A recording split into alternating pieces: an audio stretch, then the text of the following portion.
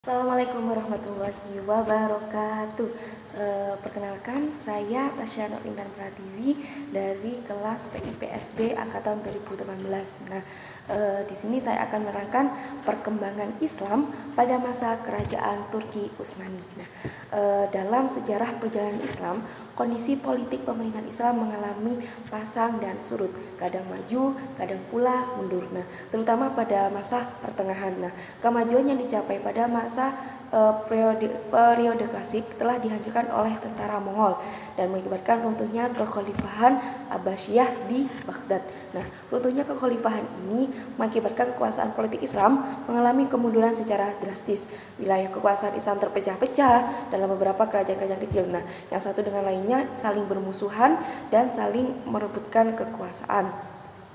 Kemudian Turki Utsmani tidak bisa disamakan dengan dinasti-dinasti sebelumnya karena melihat peranannya sebagai benteng kekuatan Islam dalam menangkal ekspansi bangsa Eropa ke timur, maka dengan ini tidak bisa ditinggalkan begitu saja dalam kajian sejarah Islam, sebab Turki Utsmani sendiri telah menunjukkan kehebatannya dalam menangkis serangan musuh. Serangan-serangan perluasan yang dilakukannya telah berlangsung ke beberapa wilayah, termasuk wilayah penting yaitu Konstantinopel. Demikianlah pula Turki Utsmani tentang kerajaan Islam yang sampai saat ini pemerintahannya masih terwariskan dan telah berubah menjadi negara Republik Turki. Sebuah negeri yang tua menyimpan aneka ragam kekayaan karya budaya Islam pada masa silam. Dan di masa itu perkembangan Islam juga terjadi secara signifikan. Kemudian lanjut pada sejarah awal berdirinya Turki dalam perkembangannya. Negara Turki yang kita kenal dewasa ini adalah menjadi Republik Turki. Keberadaannya telah mengalami babakan sejarah yang cukup panjang. Bermula dari berdirinya Turki Utsmani pada periode pertengahan. Pendiri Turki Utsmani ini adalah bangsa Turki sendiri dari kabilah Koyih Oghuz. Salah satu anak suku Turki yang mendiami sebelah barat Gurun Gobi atau daerah Mongol dan daerah utara negeri Cina yang dipimpin oleh Sulaiman. Jaludin menyuruh Sulaiman agar pergi ke arah barat. Kemudian mereka menetap di sana dan pindah ke Syam dalam rangka menghindari serangan Mongol. Dalam usahanya pindah ke Syam, mereka mengalami kecelakaan. Mereka hanyut di sungai Efrat yang tiba-tiba pasang karena banjir besar pada tahun 1228 Masehi.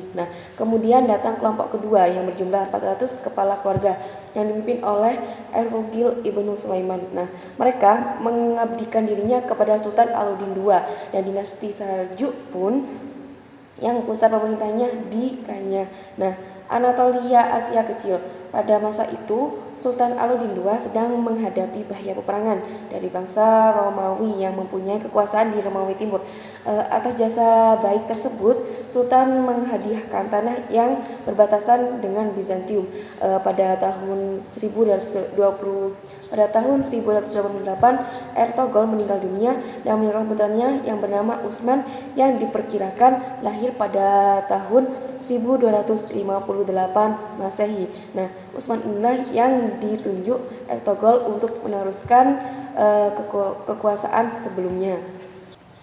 Kemudian Utsman ini pula dianggap sebagai pendiri dinasti Utsmani dan berkat kehadirannya maka benteng-benteng Bizantium yang berdekatan dengan Broesa dapat ditaklukkan. Secara singkat, perkembangan Turki Utsmani dibagi menjadi 5 periode, yaitu yang pertama pada tahun 1299 sampai 1402.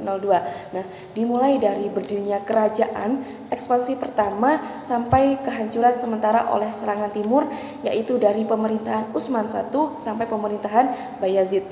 Kemudian periode 2 dimulai pada tahun 1402 sampai 1566. Periode ini ditandai dengan restorasi kerajaan dan cepatnya ekspansinya yang terbesar dari masa Muhammad I sampai Sulaiman I. Kemudian periode ketiga ada pada tahun 1566 sampai 1699. Ditandai dengan kemampuan Utsmani untuk mempertahankan wilayahnya sampai lepasnya Hongaria. Namun kemunduran negara terjadi dari masa pemerintahan Salam II sampai Mustafa II. Nah, kemudian yang periode keempat terjadi pada tahun 1699 sampai 1838. Nah, pada masa ini ditandai dengan berangsur-angsurnya surutnya kekuatan kerajaan dan pecahnya wilayah yang di tangan para penguasa wilayah. Nah, dari masa pemerintahan Ahmad III sampai Mahmud II. Nah, kemudian periode yang terakhir yaitu periode kelima terjadi pada tahun 1839 sampai 1922. Nah, ditandai dengan kebangkitan kultural dan administrasi dari negara di bawah pengaruh ide-ide barat. Nah, dari masa pemerintahan Sultan Al-Majid I sampai Al-Majid II.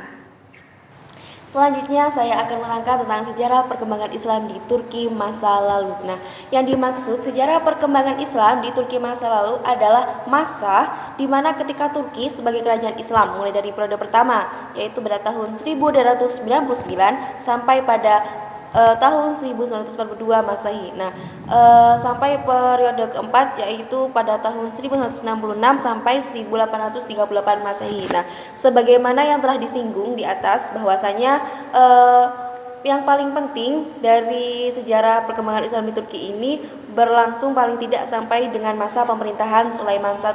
Nah, untuk mendukung hal itu, Orkan membentuk pasukan tangguh yang dikenal dengan pasukan Inkisharia, di mana pasukan Inkisharia ini adalah tentara utama dinasti Utsmani yang berdiri atas bangsa Georgia dan bangsa Armenia yang baru masuk Islam. Nah, ternyata pasukan tersebut seolah-olah mendukung dinasti Utsmani yang memiliki mesin perang yang paling kuat dan memberikan dorongan yang besar.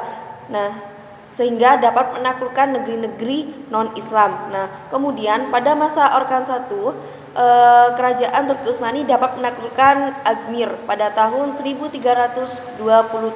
Nah, kemudian Tawashani pada 1330 Masehi, kemudian Uskandar pada tahun 1338, Ankara pada tahun 1354 dan Gallipoli pada tahun 1356. Nah, daerah-daerah ini adalah bagian Eropa yang pertama kali dikuasai kerajaan Utsmani. Nah, ekspansi yang besar ini terjadi pada masa Murad I. Nah, ekspansi berikutnya dilanjutkan oleh putranya yang bernama Bayazid I yang naik tahta pada tahun 1389 Masehi yang bergelar Yildirim atau Yildirim yang berarti kilat. Nah, kenapa disebut demikian? Karena terkenal dengan serangan-serangannya yang cepat terhadap lawan-lawannya ketika Sultan Bayazid sendiri sedang memusatkan perhatiannya untuk menghadapi musuh-musuhnya di Eropa. Nah, dia juga ditantang oleh musuh sesama muslimnya yang datang dari Timur Leng. Nah, seorang raja dari keturunan bangsa Mongol yang telah memeluk Islam dan berpusat di Samarkand. Untuk Timur Leng ini mendapat dukungan dari negeri-negeri di Asia kecil yang tidak mau tunduk pada Bayezid itu. Nah, kemudian puncak ekspansi terjadi pada Sultan Muhammad II yang dikenal dengan gelar Al-Fatih. Nah, kota penting yang berhasil ditaklukkannya adalah Konstantinopel pada tahun 1453. Nah, kejatuhan Konstantinopel di tangan Utsmani memudahkan tentara Utsmani untuk menaklukkan wilayah-wilayah lainnya seperti Serbia, Albania, dan Hongaria. Nah, Sultan Muhammad meninggal pada tahun 1481 Masehi dan digantikan oleh putranya Bayazid II. Berbeda dengan ayahnya, Sultan Bayazid II ini lebih mementingkan tasawuf, daripada menekan wilayah-wilayah dan perang. Nah, untuk itu, hal ini menimbulkan perselisihan yang panjang dan pada akhirnya Sultan Bayazid II mengundurkan diri dari kursi kesultanan pada tahun 1512 Masehi. Nah, kemudian ia digantikan oleh putranya Salim I. Nah, kemudian pada masa pemerintahan Salim I ini pemerintahan Utsmani bertambah luas sehingga menembus Afrika Utara, Syria, dan Mesir. Nah, sejak masa itu para sultan Utsmani menyandang gelar khalifah. Nah, kemudian dinasti Utsmani sendiri memiliki kekuasaan yang menentukan nasib warga Timur Tengah dan Balkan. Nah, kerajaan ini mendominasi dan mengendalikan serta membentuk masyarakat yang dikuasainya. Salah satu konsep utama yang diterapkan adalah perbedaan antara askeri dan riayah, yakni antara kalangan elit penguasa dengan yang dikuasai, elit pemerintahan dan warga negara, antara tentara dan pedagang, antara petugas dan petugas pajak dan pembayar pajaknya.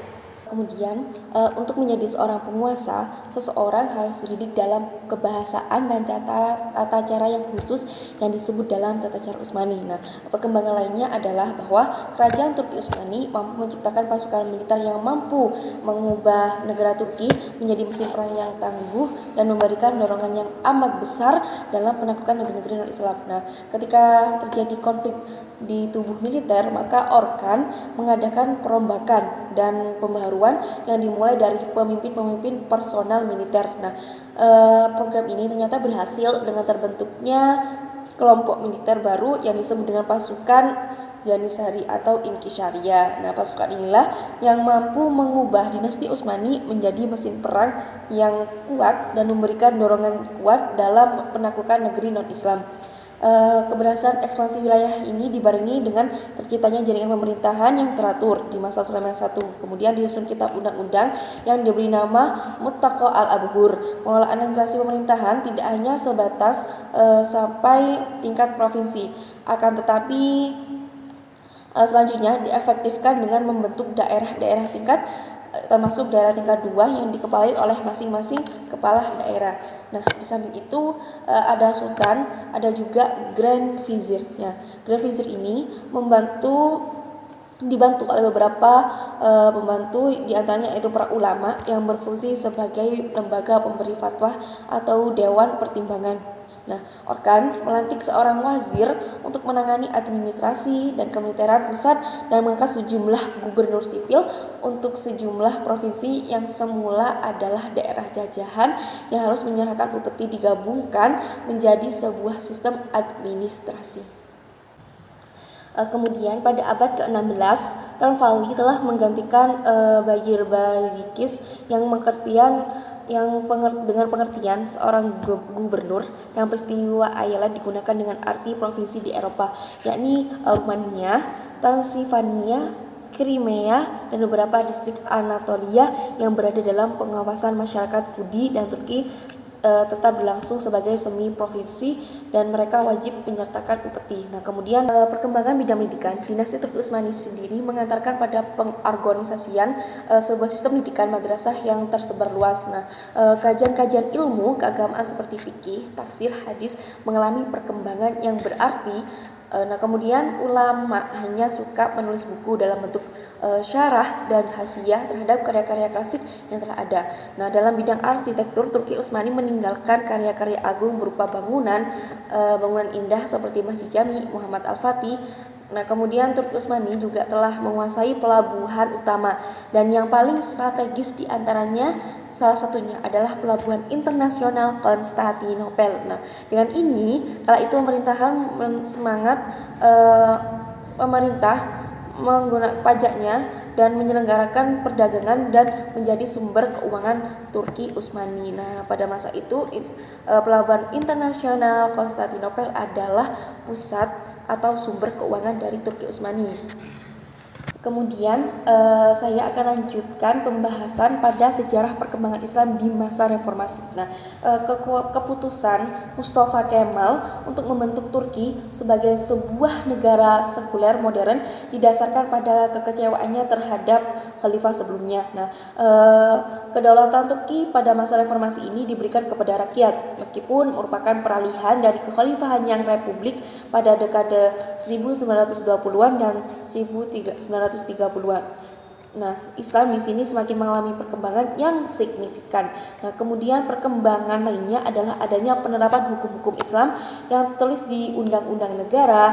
Nah, kemudian Turki di masa reformasi ini melahirkan partai-partai Islam yang mewadahi aspirasi umat dan mengontrol jalannya sistem pemerintahan. Nah, partai ini bukan hanya partai agama, melainkan juga mendirikan kembali negara Islam Turki sebagaimana di masa sebelumnya.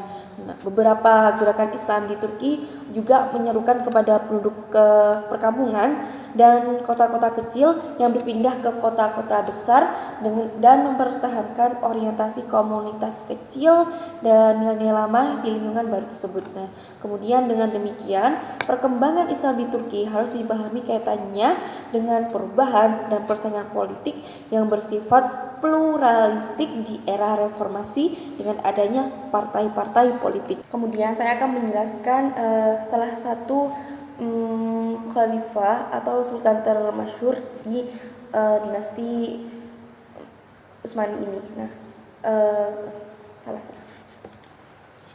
selanjutnya saya akan menjelaskan salah satu khalifah ternama atau termasyhur di kemudian lanjut pada masa pemerintahannya. Nah, pada masa pemerintahannya, para gubernur yang ambisius mengira bahwa saat untuk memerdekakan diri kini telah tiba. Nah, sultan ini langsung memerintahkan agar gerakan separatis segera dipadamkan yang berhasil sekejap. Nah, gerakan ini semakin lama semakin kuat sehingga berhasil mengalahkan beberapa komandan pasukan Utsmani yang berusaha memadamkan pemberontakan. Pada masa Sulaiman Al-Qarni ini juga datang pemberontak yang berasal dari Syiah Rafidhah yang dipimpin oleh Qalandar Jalabi. Mereka melakukan kejahatan dan membunuh orang-orang Sunni yang berada di dua wilayah, Kauniyah dan Mar'ashi. Nah, kemudian kemajuan peradaban Islam di masa Sultan Al-Qarni ini adalah pada masa pemerintahannya merupakan masa keemasan kerajaan Turki Utsmani. Pada awal kemegahannya, Turki memiliki pasukan meriam terbaik dan terbaik dari yang terbaik, dan yang terkuat di dunia. Kemudian mereka merupakan ancaman yang mengejutkan bagi Eropa. Selama pemerintahan Sulaiman, kerajaan Turki Utsmani berada di tingkat sebagai kekuatan terbesar di dunia.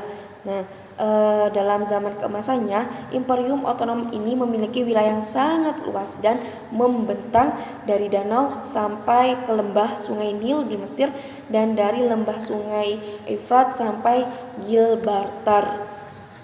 Kemudian lanjut di ekspansi wilayah. Nah, pada masa pemerintahannya Sultan Sulaiman banyak mengalami kemenangan. Nah, termasuk kemenangan perang.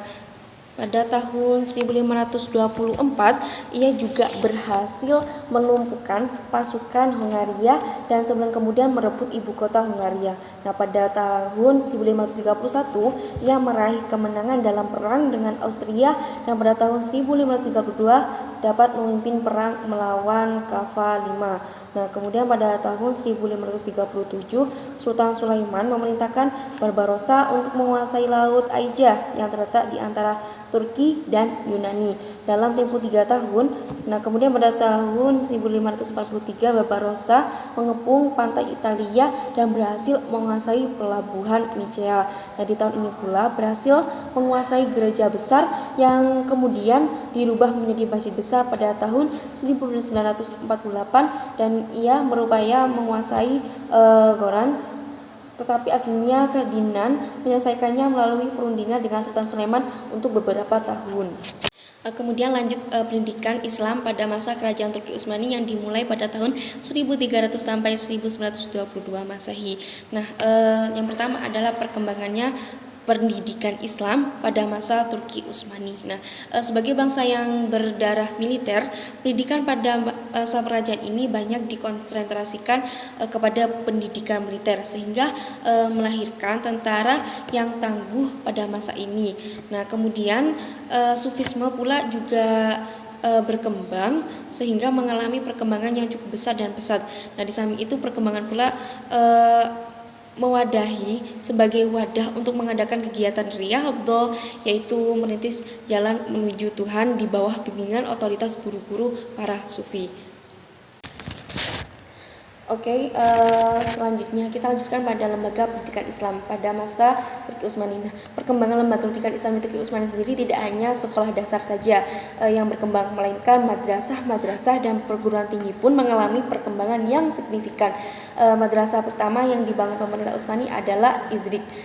iznik. Nah, setelah terjadi pembaruan pendidikan Islam pada masa modern, maka lahirlah lembaga-lembaga pendidikan Islam yang bersifat modern yang lebih tertata rapi. Nah, karena Sultan sadar bahwa pendidikan tradisional tidak lagi sesuai dengan tuntutan zaman. Ada kurikulum dan metode pendidikan.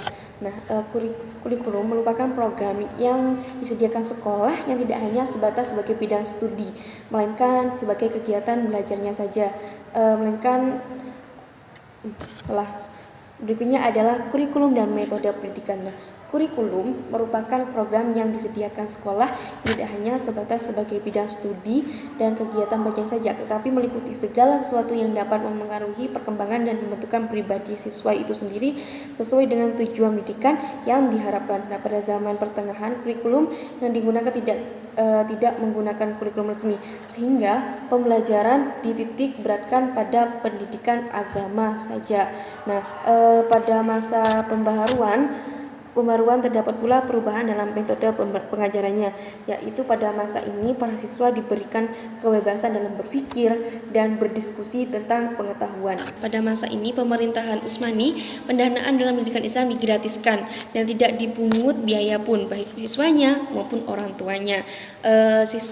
Sumber dana ini berasal untuk dioperasionalkan sekolah dasar berasal dari zakat, pajak lokal, zakat fitrah pada akhir Ramadan, zakat serta uang hasil penjualan kulit hewan kurban. Kemudian ada juga perpustakaan. Nah, perpustakaannya pada masa kemajuan Islam tidak terhitung banyaknya di seluruh negara Islam, baik perpustakaan umum maupun perpustakaan khusus. Hampir di seluruh masjid dan madrasah ada perpustakaan yang berisi bermacam-macam ilmu, terutama ilmu agama dan bahasa Arab. Nah, pada masa kemunduran pendidikan dan pengajaran Islam, perpustakaan sangat berkurang. Hanya terdapat di Istanbul dan sedikit di Mesir, Damsyik, Halab, dan Kudus. Nah, jumlah perpustakaan sendiri pada masa itu berkurang lebih 22 buah di Istanbul dan 4 buah di luarnya. Nah, jumlah kitab dalam perpustakaannya hanya 30.000 kitab. Nah, sekian dari saya, kurang lebihnya mohon maaf. Wassalamualaikum warahmatullahi wabarakatuh.